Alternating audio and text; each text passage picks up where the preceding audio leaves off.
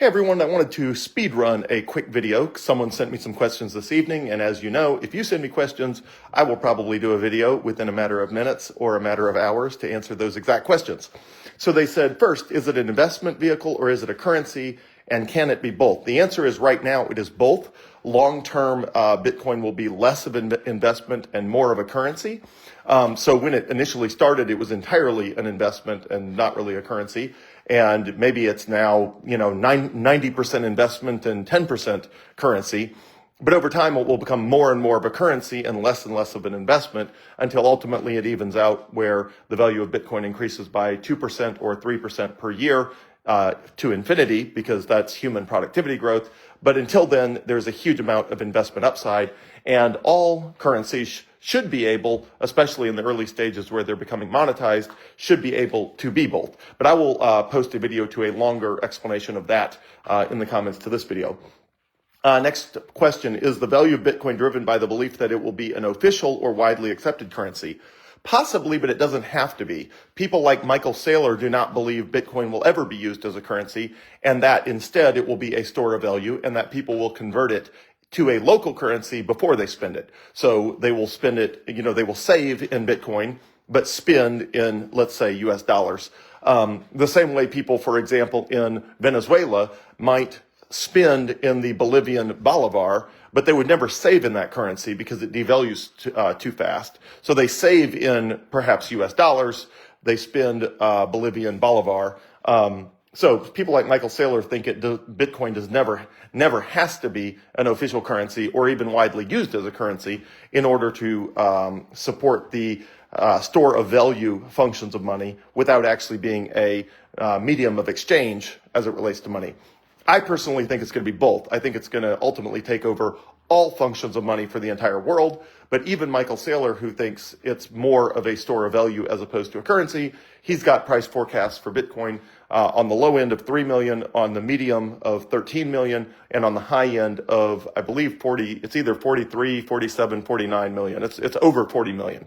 And that's without it being a currency. So no, it does not need to be an official currency to be widely used. Third question, if at some point the belief that Bitcoin will become an official currency is replaced with doubt, then won't its value drop?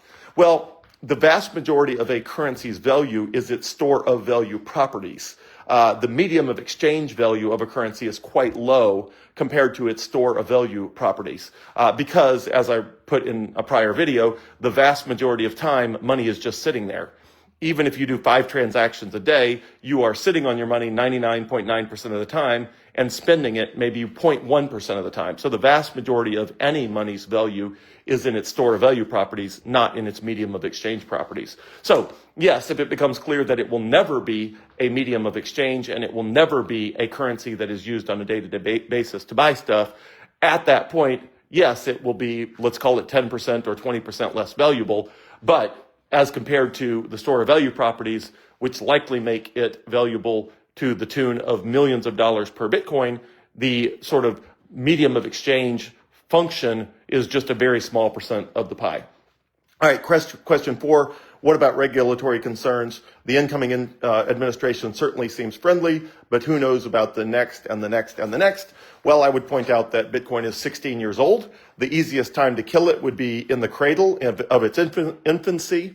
And Bitcoin has already lived through 4 years of Barack Obama, 4 years of Donald Trump, 4 years of Joe Biden, and now we're on to 4 years of Donald Trump again. So Bitcoin's already lived through a whole lot of, change in political regimes, including in the very early days. So I will also link to a video in the comments with additional detail about that one specifically. And number 5, and with favorable regulations, will we see another cryptocurrency that's better than Bitcoin? No. The answer is no. Currency needs to be an asset without an issuer, and it's very valuable if you don't know who created it. It has to be decentralized. And at this point, perhaps in the first few years of Bitcoin, it would have been possible for some other currency to bump Bitcoin aside. But at this point, that would be, I'm going to go ahead and say, virtually impossible. Bitcoin has a massive network of computers that are auditing and securing the Bitcoin network. That's virtually impossible to replicate.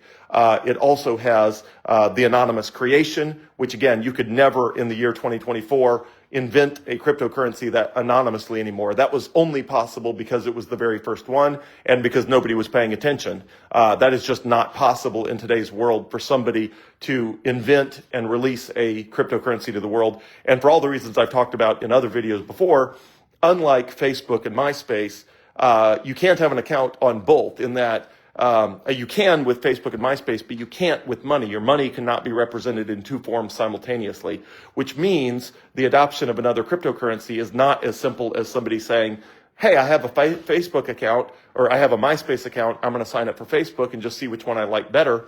In the case of money, you have to convert the old money to the new money. So it's a very painful switching process, which is likely to happen in a world where you're switching from fiat currency that is, quickly losing value to Bitcoin, but it is not likely to happen in a world where Bitcoin is something is challenging Bitcoin. So 20,000 other cryptocurrencies have been invented in the last 16 years.